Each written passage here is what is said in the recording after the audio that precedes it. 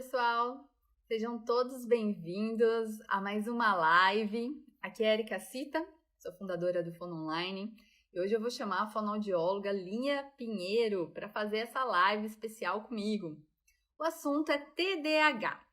TDAH, acredito eu, que na fonoaudiologia é uma área assim meio desconhecida, porque a gente ouve falar sobre isso, mas exatamente o que será que nós, fonoaudiólogos, podemos fazer para resolver essas questões ou ajudar essas crianças taxadas como TDAH, que às vezes pode ser que elas sejam mesmo, ou pode ser que o diagnóstico está errado. Então a gente vai bater um papo super incrível e eu vou ver se a Lia já está aqui. Aí, deu certo! Oba! Lia, é um prazer imenso estar aqui falando com você hoje, fazendo a nossa primeira live juntas. E queria falar para o pessoal, apresentar você. E agora a Lia faz parte dos professores Fono Online aqui. Então a gente teve um segundo processo seletivo. E aí, todas as pessoas interessadas em fazer parte da nossa equipe tiveram que entregar currículo, passar aí por uma avaliação de vídeo e várias coisas no processo. E aí a Lia foi uma das escolhidas para trabalhar com a gente e estou super animada com isso. E queria que você contasse um pouquinho, Lia, sobre quem é você, sua trajetória, para o pessoal te conhecer. Então, vamos lá. Primeiro, quero agradecer, né, pela oportunidade de estar aqui. Com muita alegria que agora eu faço parte do time Fono Online, né, como professora, já fui aluna. E acho que hoje a gente tem uma oportunidade muito legal, né, de falar um pouquinho sobre o TDAH, que faz parte da minha história profissional desde sempre, porque eu sou fonoaudióloga, né, formada pela UFRJ e sou pós-graduada em Educação Inclusiva, fui mediadora escolar assim que terminei a faculdade, por 2 anos e meio, e desde então trabalho com fonoaudiologia clínica, né, e também com fonoaudiologia educacional. Fiz mestrado em psicologia cognitiva, sempre com foco ali em desenvolvimento de linguagem, né, com foco em aprendizagem e nos seus transtornos. Então, espero poder contribuir um pouquinho aí com o meu conhecimento e ter uma troca bem legal sobre TDAH hoje. Legal, vocês viram, hein, pessoal, que eu escolhi a dedo a nova professora. Então, muita coisa boa tá por vir por aí. Muito bom. Então, assim, para a gente falar sobre essa live de hoje, que o tema é TDAH e a relação com a fonoaudiologia, eu queria que você começasse explicando para a gente um pouquinho aí o que é o TDAH, por que de repente esse transtorno eu tenho medo de olhar para isso, eu tenho medo de atender um paciente desse, enfim. Faz uma breve introdução para quem nunca ouviu falar ou para situar aí tudo que a gente tem para conversar nessa live de hoje. Então, o TDAH, né, o transtorno do déficit de atenção e hiperatividade, ele é um transtorno que acaba sendo muito falado, mas eu acho que acaba sendo um pouco daquele assunto que todo mundo fala um pouquinho, mas é difícil da pessoa se aprofundar, né? Mesmo porque o TDAH tem muitas formas de expressão, de manifestação. Quando a gente pensa em TDAH, não necessariamente a gente quer falar daquela criança muito agitada, porque uma criança pode ser muito agitada e não ter o TDAH, e uma criança pode ter o TDAH e nem ser muito agitada, né, se ela for com o subtipo de predominância de desatenção. Então, acho que assim, o primeiro ponto que a gente tem que entender é que é um transtorno, por ser um transtorno, não tem cura, né? Não é algo que, assim, estou TDAH, a pessoa tem TDAH, ela tem aquele transtorno, não tem cura, mas tem um caminho a se percorrer e que minimiza muito os impactos, né, no dia a dia. E o TDAH, ele tem, então, 3 formas de expressão, né? A pessoa pode ter o TDAH com o subtipo desatento, que não é aquela criança agitada, mas é aquela criança que antigamente, né, se falava assim, passou uma mosca, já era, perdeu o foco. Então, qualquer coisa dispersa a atenção, e é uma criança ou um adulto também, né, com muita dificuldade de sustentar a atenção numa atividade. E existe também o subtipo hiperativo, que acaba sendo aquele mais conhecido, que lá atrás, no histórico, né, foi o primeiro a ser descrito, porque é aquela criança que realmente tem uma agitação, uma inquietude motora muito grande. E o terceiro subtipo é o subtipo combinado. Então, a gente tem tanto o prejuízo de desatenção quanto o prejuízo de hiperatividade, os dois juntos. Importante a gente sempre lembrar que, assim, as características do TDAH, elas precisam estar presentes antes dos 12 anos de idade e tem que persistir por mais de 6 meses, né? Então, não pode ser aquela criança que está passando por um problema, agora então, né, pós-pandemia, a gente teve aí essa coisa do confinamento e tudo, e a gente tem um perfil de crianças com muita agitação, muita desatenção, mas que não necessariamente tem um transtorno. Então, o transtorno é algo bem específico e que perdura aí. Olhando assim, tudo que você trouxe para a gente, o quanto que nós, como fonoaudiólogos, precisamos entender que essa relação está intimamente manifestada na escola ou aí no processo de aprendizagem da criança, e o quanto, como fonoaudiólogos, a gente precisa ajudar nesse processo. E é muito importante a gente saber essa diferença de quem é que tem e quem é que não tem, né? Porque se você tem um diagnóstico preciso, e esse diagnóstico vai te levar num traçado de uma reabilitação. Mas aí, se você estiver tratando um diagnóstico que está errado, uma terapia para ir para uma direção, e aí você está querendo. O resultado deveria ser outro, né? E aí a criança não anda nessa reabilitação, nessa terapia. Então, me parece que o quanto mais a gente souber sobre todas as particularidades de alterações que as crianças podem ter e desenvolver, melhor é para a gente saber o que fazer com elas quando elas chegarem no nosso consultório, né? E aí, pensando na parte de fonoaudiologia, qual habilidades assim que o fonoaudiólogo precisa ter, né, para avaliar essas crianças com TDAH, para saber, olha, se trata desse transtorno? Então, a gente precisa avaliar a linguagem, e eu sempre digo, assim, eu nunca avalio só a linguagem escrita, né? Então, é muito comum, quando existe a suspeita do TDAH, que a escola traga dificuldade na alfabetização, ou dificuldade na interpretação da leitura, ou muitas trocas na escrita. E aí, a gente corre o risco, enquanto fonoaudiólogo, de olhar só para isso, né? De olhar só para essa queixa. Mas eu acho que aí é que está a grande diferença, né, assim, do nosso trabalho. A gente não pode olhar só para a queixa que a escola trouxe ou que a família trouxe, porque por trás de um prejuízo que esteja sendo mais manifestado ali de leitura e escrita, pode existir um outro prejuízo de linguagem oral.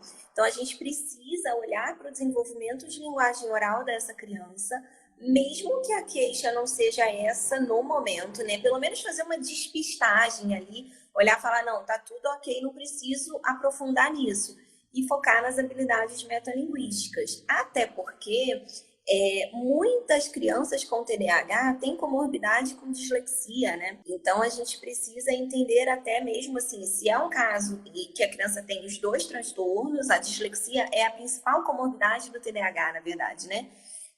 Então, se a criança tem os dois transtornos, ou se não, se é uma criança disléxica e que por conta da dislexia, por conta da dificuldade com a leitura e escrita, ela está num momento em que é muito difícil de sustentar a atenção, porque a gente não sustenta a atenção naquilo que não interessa, né? Se a gente não entende, se é difícil, a gente não vai sustentar a atenção. Eu sempre falo para os pais, olha, se eu estou numa reunião, se eu estou numa palestra e o cara está falando de engenharia que eu não entendo nada, por mais que eu tente, eu não consigo sustentar a minha atenção o tempo todo. Então, se a criança tem uma dificuldade muito importante, seja uma dificuldade pedagógica ou seja uma dificuldade de linguagem de base, a desatenção ela pode aparecer. E aí, a gente, enquanto fonoaudiólogo, se a gente avalia todo esse processamento fonológico, toda essa base linguística, a gente consegue fazer um diferencial. A gente não fecha o diagnóstico de TDAH, mas a gente pode acabar excluindo um outro transtorno de base. Então, se eu excluo, não é um TDL, não é uma dislexia, eu já posso pensar no meu encaminhamento. Porque, como você falou, é muito importante a gente ter o diagnóstico a nosso favor, né? É claro que a gente não trata só o diagnóstico, na verdade, a gente trata o indivíduo com aquele diagnóstico. Mas é importante a gente saber os passos, mesmo porque eu posso cair na tentação de achar que uma criança que tem um prejuízo muito grande de ortografia tenha TDAH e não seja bem isso o caso, né? Então, acho que a ideia é assim, a gente sempre tentar entender que no TDAH, o prejuízo em si, ele é o prejuízo de linguagem ele é secundário à desatenção, enquanto que em outros transtornos, como na dislexia ou no transtorno de aprendizagem, o prejuízo ali muito mais marcado no processamento fonológico, muito mais marcado na estruturação de narrativa, ele é a base. Né? Então é importante a gente entender um pouco aí o que é causa e o que é consequência, até para a gente encaminhar de maneira adequada e orientar a escola de maneira adequada também. Gostei de saber do diagnóstico, né, desse seu olhar para o diagnóstico diferencial entre aí o TDAH e os transtornos de aprendizagem, escrita e tudo mais. E queria saber se você pode falar um pouquinho mais sobre isso para a gente, dessa importância da relação de se aprofundar nesse diagnóstico diferencial mesmo. Porque uma vez que possa ter os dois comprometimentos juntos, né? Esse transtorno de desatenção, junto com uma dislexia e tudo mais, o quanto isso vai dificultar a nossa avaliação e a nossa terapia clínica junto com essa criança. Queria que você comentasse um pouquinho desse diagnóstico diferencial. Então, quando a gente tem a dislexia, por exemplo, eu vou falar mais de dislexia por ser o mais comum, tá? Mas quando a gente tem a dislexia, por exemplo, a gente tem ali o tripé de processamento fonológico alterado, né? Então, memória de trabalho precisa estar rebaixada, consciência fonológica precisa estar rebaixada e acesso lexical precisa estar rebaixado também. Lentificado, no caso, né? É lento e impreciso. No TDAH, eu não tenho necessariamente essa alteração. O que é comum? Quando a gente dá uma prova de nomeação automatizada rápida para uma criança com dificuldade de sustentar a atenção, ela nomeia uma linha, pula outra, nomeia outra, para no meio, onde que eu estou? Aí coça a cabeça, aí deixa cair. É um perfil muito mais de desatento. Né? Então, às vezes, eu tenho até uma alteração na prova, quando eu olho só para o número. Mas qualitativamente a gente entende a razão, né, daquela alteração ter aparecido. Por isso que eu sempre bato na tecla de que é muito importante o nosso olhar qualitativo, né? E não só aquelas tabelas que a gente entrega quando a gente faz o laudo. E olha que eu gosto das tabelas, tá? Eu faço o laudo todo de tabelinha mesmo. Porque eu acho que é bom. E eu acho que, assim, primeiro que deixa livre para outro profissional. E assim, e se é criança, né? Mais cedo ou mais tarde, precisa de um outro profissional, ele sabe exatamente onde a criança estava, né? Não fica aquela coisa ali só descritiva. Então, eu gosto, mas eu acho que é importante sempre a gente olhar também o qualitativo, né? E entender mais ou menos ali o que foi que prejudicou aquilo. Porque uma coisa é eu ter uma criança que está ali, focada na tarefa, e mesmo assim ela é muito mais lenta. Outra coisa é quando a gente tem uma criança que vai, volta, se perde, se confunde. É claro que o tempo fica prejudicado, né? Então, são fatores que a gente sempre precisa olhar. Mas quando a gente tem uma alteração nesse sentido, a gente precisa acionar a equipe, né, Érica? Sozinha a gente não faz nada.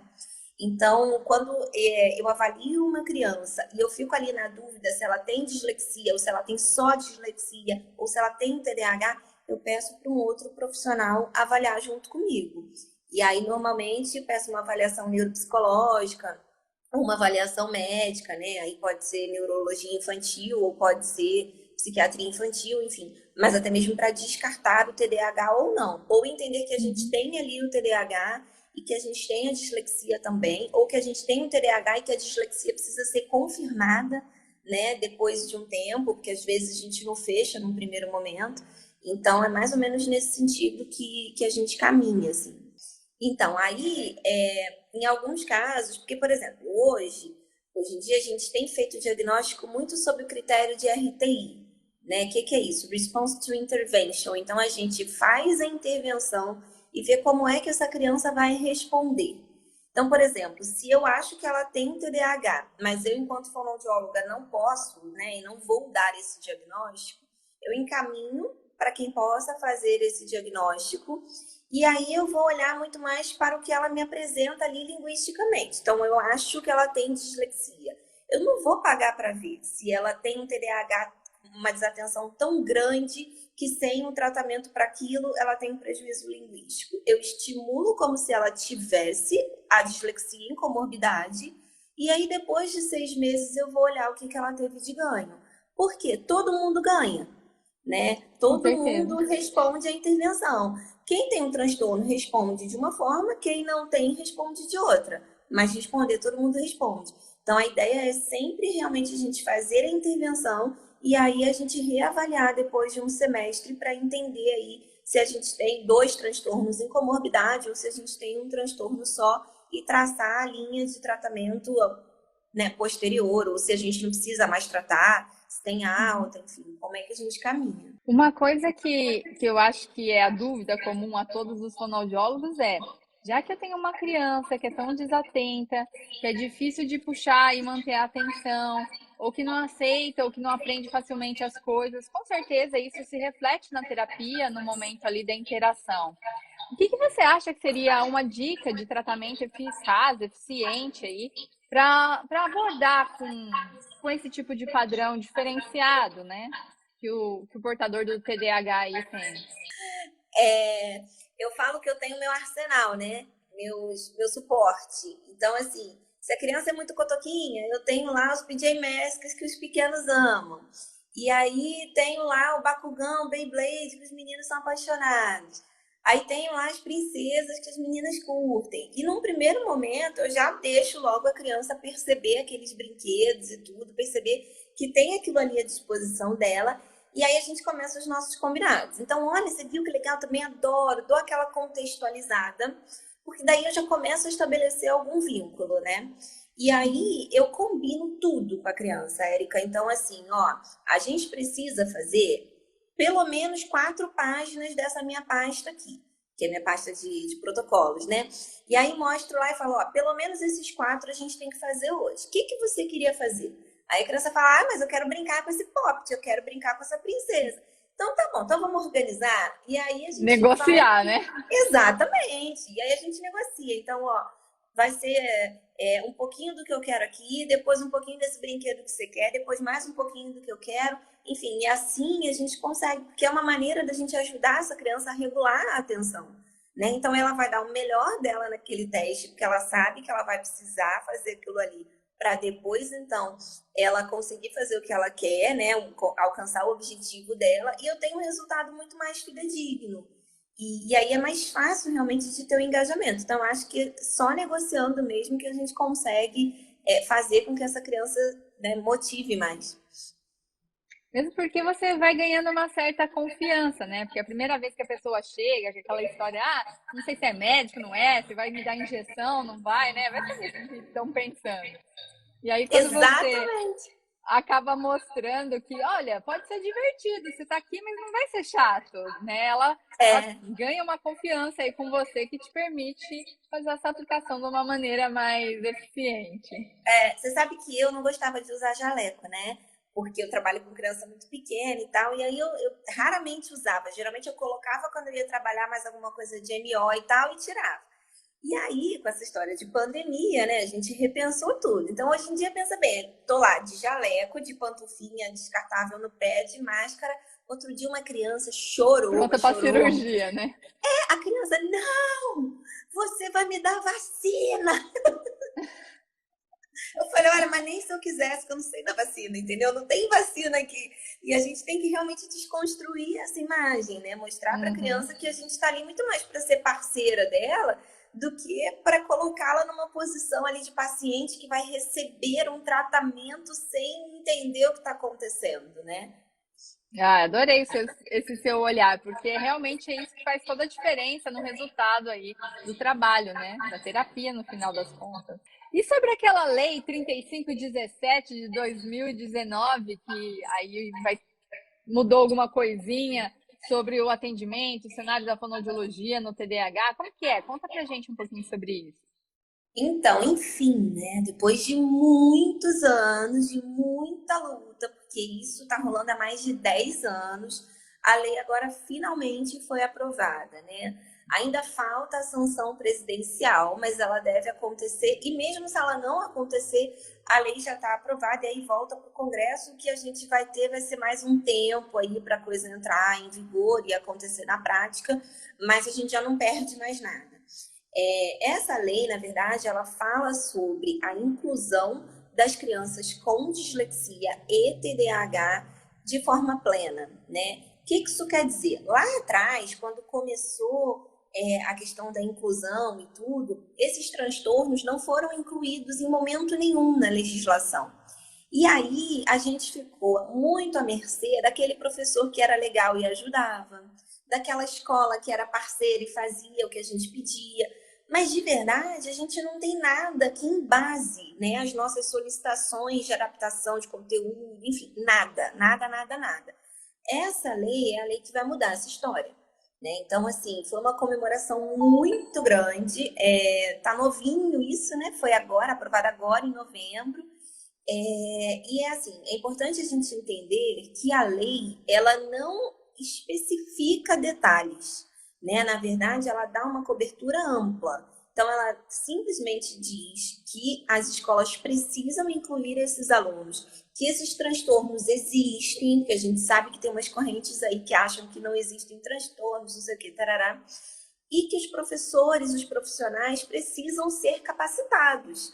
Porque essa oportunidade que a gente tem aqui, né, assim, de trocar informação, de absorver conteúdo, poucas pessoas têm. A gente tem um país muito grande, então a gente tem muitos professores, a gente tem muitos psicólogos, até muitos fonoaudiólogos pelo país que não sabem, que não tiveram a oportunidade de conhecer a fundo sobre esses transtornos, né? E essa lei acaba um pouco com isso, porque agora se torna obrigatória a capacitação desses profissionais. Cada prefeitura vai colocar isso em prática da sua maneira.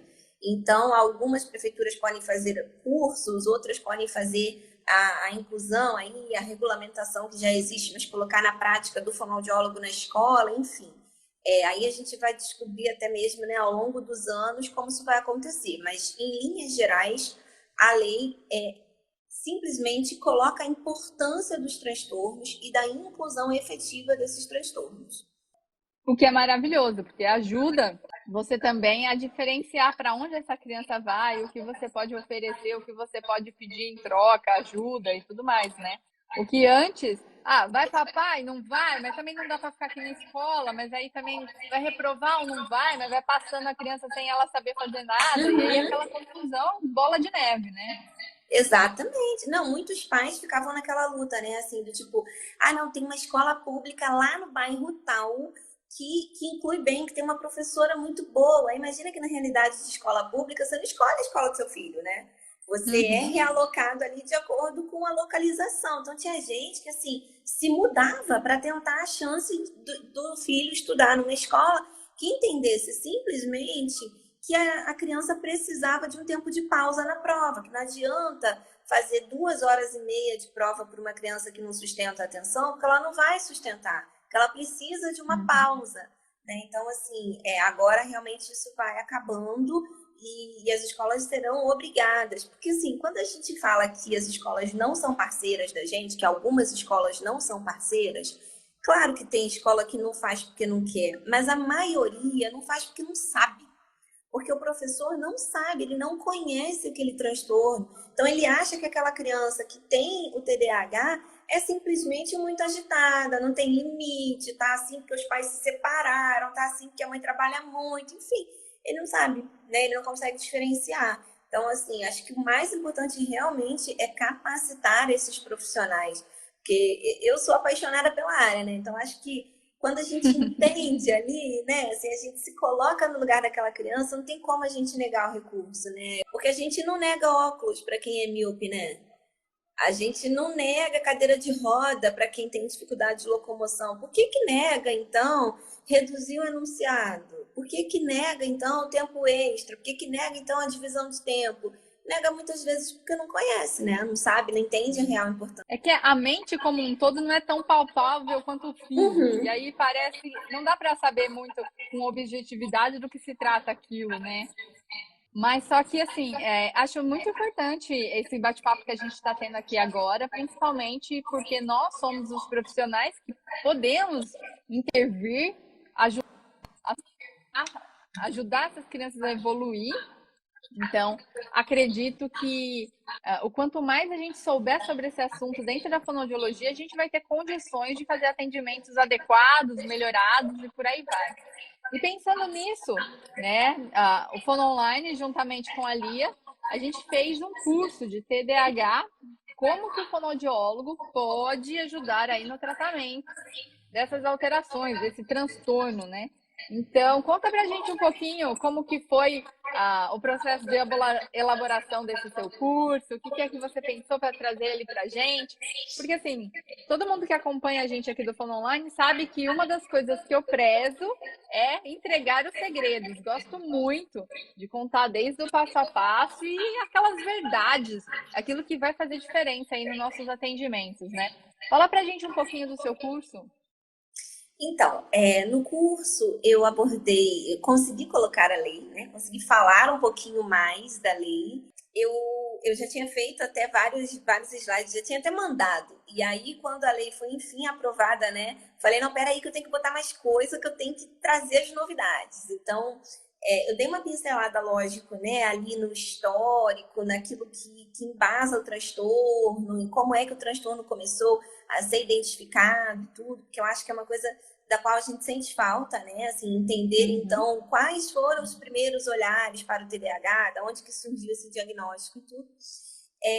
E trouxe muito de atualidade, muito da prática clínica mesmo, né? De como é que a gente consegue, então, lidar com essas crianças, como que a gente avalia o TDAH, né? Então, um pouco daquilo que a gente estava falando, de diferenciar um transtorno de outro e tudo. Coloquei lá os protocolos que eu uso, né? Coloquei exatamente assim, quais são as habilidades que a gente avalia, o que a gente espera. E fiz um módulo só de orientação às escolas, né? Então, como é que a gente pode melhor orientar ali, realmente de forma bem especificada, tanto para aquelas crianças que precisam de muita adaptação em prova, quanto orientações práticas do dia a dia e tudo. Incluí um arquivo totalmente editável, né, com as minhas orientações particulares ali. E aí deixei ali, né, porque as orientações são gerais e eu vou editando paciente a paciente, né? Então tiro algumas e tal, não sei o quê, coloquei, deixei isso liberado, né, para o pessoal conseguir editar ali, pensar em cima, né, do seu caso clínico e conseguir então orientar a escola ali de uma maneira bem efetiva. E na orientação eu coloquei a orientação em si e meio que a justificativa dessa orientação. Justamente porque, como eu te falei, eu acredito que quando a gente entende, a gente consegue colocar na prática de forma mais efetiva, né? Eu espero que o aluno possa realmente pensar clinicamente, né, no paciente dele ali. Então, enquanto fonoaudiólogo, possa pensar no caso que ele tem e olhar ali para aquelas orientações e ver quais são as orientações que melhor cabem e que se fazem mais necessárias naquele momento para a escola. Falei muito também da prática clínica em si, dentro do consultório, dentro do ambiente de terapia, né? Então, as estratégias que ajudam mais, as estratégias que ajudam menos, como colocar de forma mais lúdica, né? Porque às vezes a gente sabe o que a gente tem que fazer, mas a gente não consegue cativar aquele paciente, né? Então, coloquei muita estratégia lúdica, assim, de como é que a gente consegue realmente trabalhar aquelas habilidades, né? Eu gosto muito de usar os recursos da moda, né? Então, eu procuro saber ali qual é o brinquedo que está bombando no momento e tal, e trago aquele brinquedo ali para minha terapia e tudo, dando uma nova função para ele. Falei bastante disso. Então, acho que vai ser bem didático, bem prático e entregando segredos, como você disse. Oba, adoro! Então, queria convidar todo mundo que está aqui nos assistindo a participar desse curso, porque acredito eu que, assim, é uma inovação. É bem difícil você encontrar um curso de TDAH voltado para fonoaudiologia, ainda com uma profissional que trabalha com isso o tempo todo, que tem bastante habilidade de fazer esse tipo de tratamento, né? Então, quando a gente traz nosso know-how aí, nossa bagagem clínica, de tudo que a gente já sabe, a gente meio que cria atalhos para os outros profissionais que querem trabalhar com isso, trazendo muito mais facilidade e dinamismo para as terapias, para os atendimentos, bem como também segurança, né? Porque se você não sabe muito o que atender, o que fazer, você fica naquela que você não sabe muito bem. E também, com certeza, esse tratamento aí ao decorrer dos atendimentos também não vão ser tão efetivos, né? Então, não é mais o caso, porque agora a gente tem um curso super legal no Fono Online, que aí a Lia deu o melhor de si para produzir esse conteúdo para a gente, de um tema que, assim, acredito que É um tema bem forte e bem presente nas escolas, nos atendimentos infantis e por aí vai. Bem como a gente também consegue encontrar isso na vida adulta de quem nunca fez nada para resolver e aí sofre um bullying ou na universidade ou numa outra escola, ou acaba não indo para uma profissão, acaba escolhendo profissões que não precisam usar o intelecto, não porque não querem, e sim porque se sentem inadequados para fazer isso, né? Esse tipo de trabalho. Então, assim, acho que é muito importante o fonoaudiólogo que atende linguagem ou que tem aí um pezinho que gosta de estudar os transtornos, aprender um pouquinho mais sobre o TDAH, que fantástico, né? Fantástico a gente saber o que olhar, para que olhar e aonde isso que a gente achou vai nos levar. Exatamente, é isso aí. E assim, agora que a gente tem essa oportunidade, né, da lei que vai abrir tantas portas pra gente, eu falo que a gente agora tem que fazer bonito, né? Com Porque a gente certeza. lutou. Aí agora que assim, finalmente a gente consegue isso, a gente tem que mostrar que é eficaz tudo aquilo pelo qual a gente luta há tantos anos, né? Com certeza. Muito bom. Estou muito feliz de ter tido esse bate-papo aqui com você. Espero ter trazido a importância do assunto para que todos pudessem ouvir um pouquinho sobre isso e dessa novidade que está aparecendo aí, que eu acho que também vai abrir muitas portas de trabalho para a gente, né? Exatamente. Eu fiquei super feliz também. Espero que a gente possa ter esclarecido aí um pouquinho mais, né? E estou super à disposição, esperando todo mundo aí para o nosso curso e para os nossos bate-papos, nossas trocas aí. Muito bom. Então, esse também é um marco das boas-vindas para você aqui no Fono Online. Então, a partir daí, desse mês, o pessoal já vai começar a ver posts seus, já vai ter coisas suas no blog. Aí a gente já está batendo esse papo aqui, então eles já podem conhecer um pouquinho de quem é você. E estou muito feliz de você ter se juntado a gente aqui na equipe. Eu também. Obrigada. Vamos juntos. Beijo grande, se cuida. Obrigada, Beijo. pessoal. A gente se vê numa próxima e até mais. Tchau, tchau.